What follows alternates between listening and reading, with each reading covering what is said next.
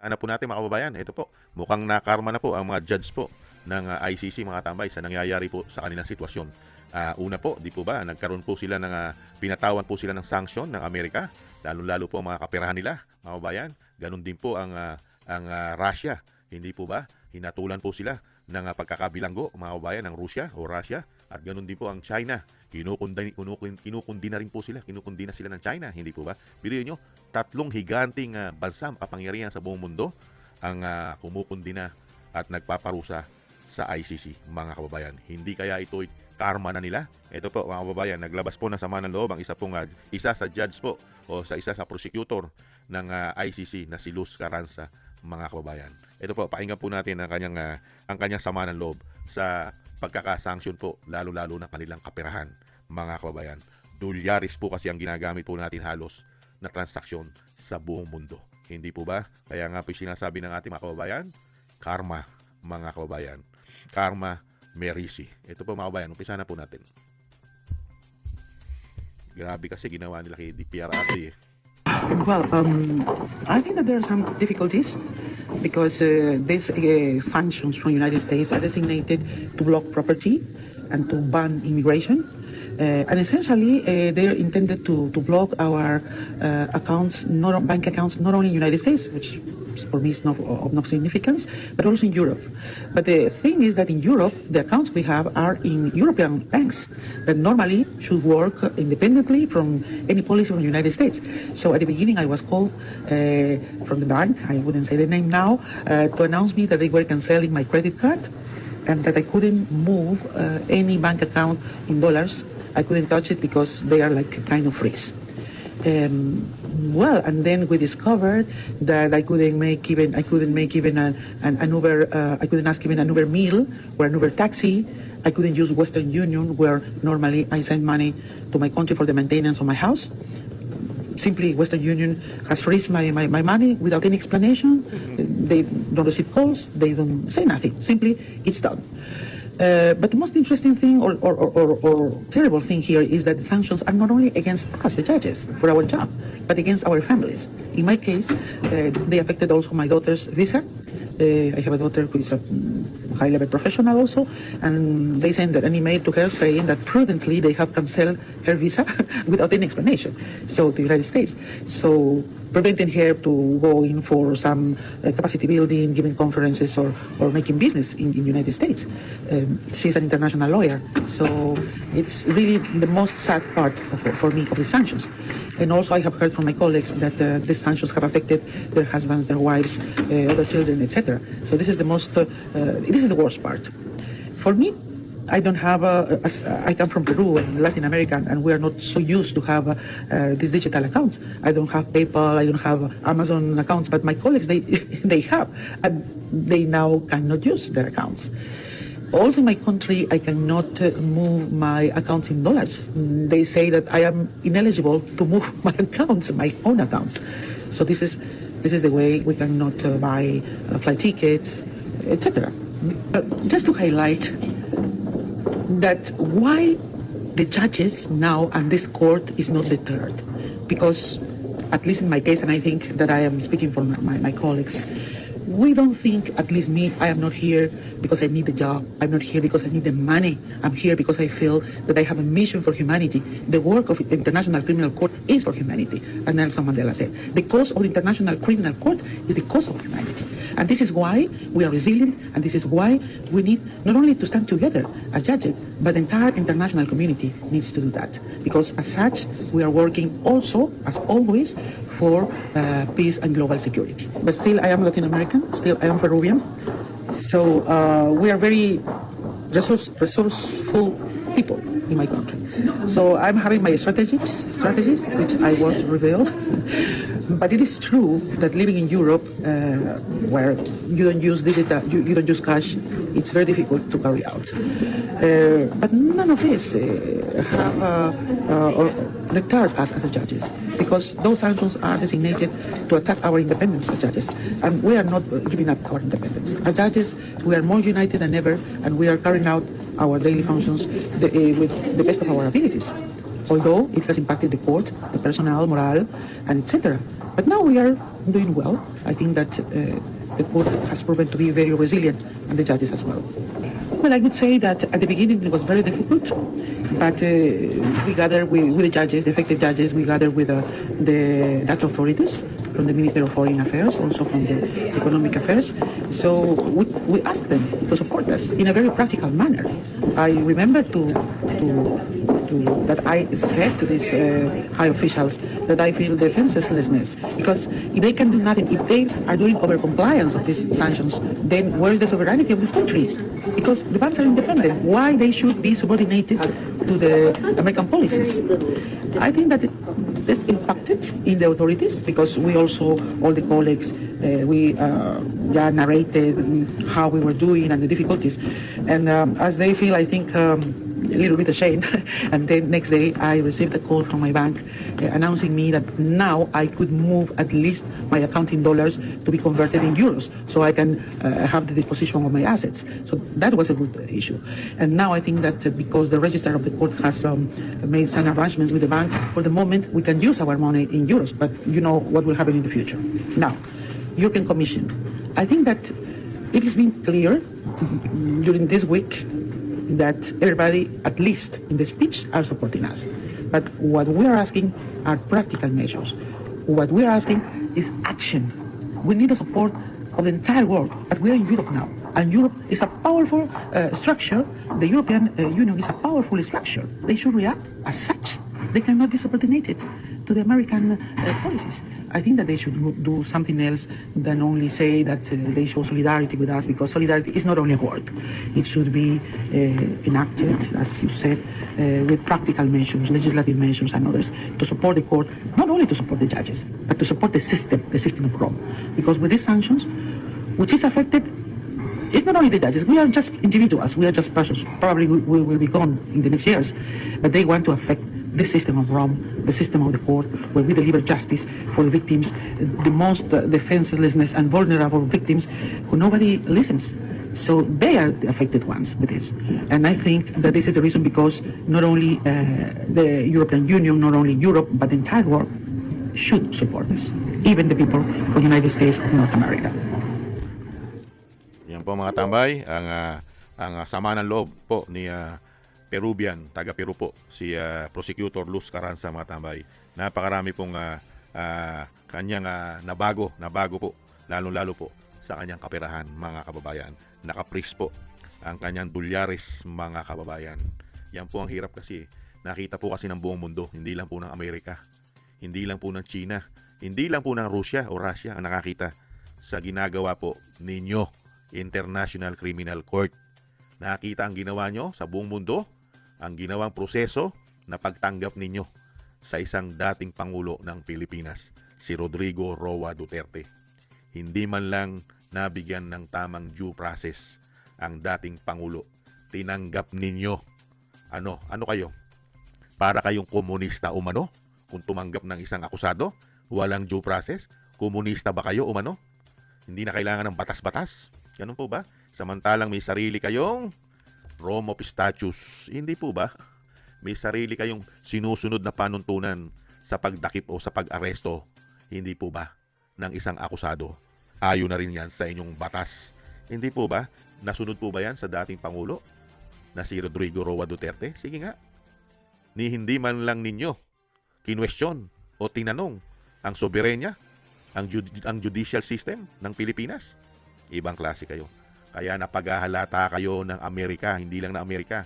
Pati ang Russia, nagkakaproblema ka pa. Baka kasama ka pa dyan, Luz Carranza, sa mga makukulong sa Russia. Makapangyarihang bansa ang nag-aakusa sa inyo. Ang Russia, ipinakukulong na kayo. Hindi po ba? Sa pangunguna ni Karim Khan. Hindi po ba? Ibang klase kayo. Ngayon, ang inyong kaperahan. Alam naman po natin ang transaksyon po ng kaperahan sa buong mundo ay majority po ay dolyares. Lalong-lalo po yung sinasabi po ni Luz Carranza, nagkakaroon na po siya ng malaking problema, lalong-lalo po sa sending money sa kanyang pamilya o sa kanyang mga pangangailangan po sa Peru, lalong-lalo sa kanyang maintenance ng kanyang bahay sa sinasabi niya. Hindi po ba? Hindi siya makapag-send, hindi tinatanggap ang kanyang transaksyon dahil dollars ang dadalhin po sa Peru. Hindi po ba napakalaking epekto sa inyo yan? naturingan kayong international judge, pero napakaraming yung problema, lalo-lalo sa inyong mga personal na pag-aari o kayamanan. Hindi po ba malaking apekto yan? Hindi ba? Hindi ba yan ay isang karma na tinatawag? Merisi? Hindi po ba, mga kabayan?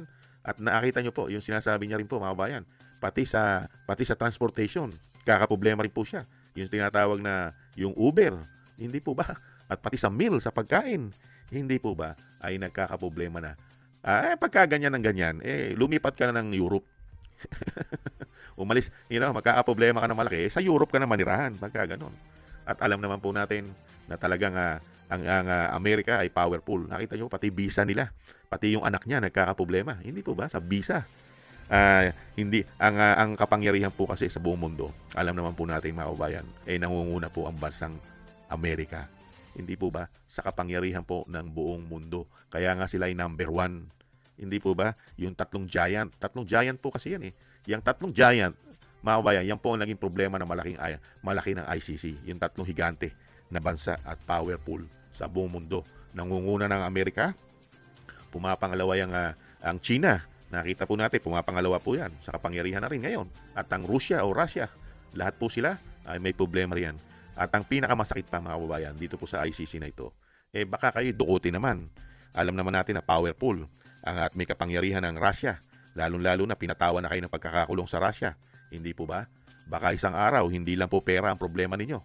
Ito po mga ICC judges o itong mga ICC prosecutor. Baka hindi lang pera o sanction ang problema nyo. Baka maging problema nyo ay makulong pa kayo sa Russia. Dahil ang Russia ay makapangyarihan din. At ang Russia, hindi po ba, ay malapit po sa Europe. Hindi po ba? At alam naman po natin, ang Russia ay makapangyarihan. Hindi, baka isang araw, mabalitaan natin, ay isa-isa na kayong kinukulong sa Russia. Hindi kaya? Kaya katulad mo, Luz Carranza ng Peru, baka isang araw, hindi ka na sa Peru umuwi. Baka sa Russia ka na umuwi.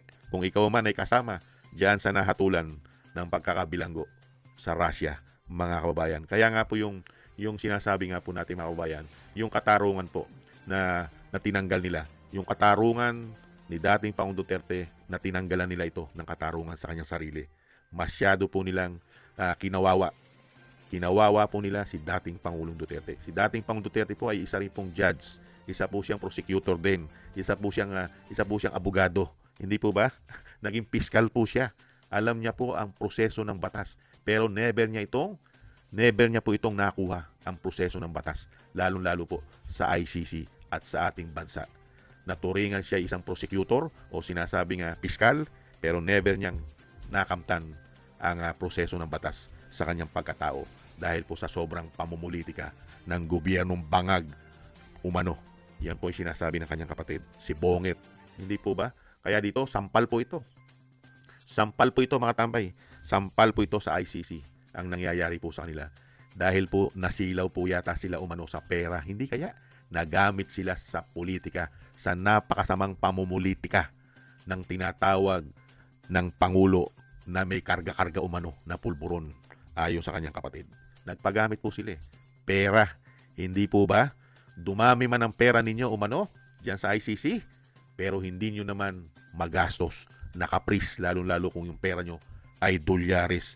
Hindi nyo magastos. Ngayon, pwede nyo naman gawin yan Hindi po ba? Pwede nyo naman gawin yan. Yung pera nyo, ano nyo sa European. Hindi ba? Pwede naman. Pwede naman. Kaya lang, hindi naman habang buhay, mga kabayan, hindi naman habang buhay, ay kayo po, ay hanggang Europe na lang. Alam naman po natin ang kalakaran sa mundo ay lagi pong nahandyan ng Amerika. Hindi po ba?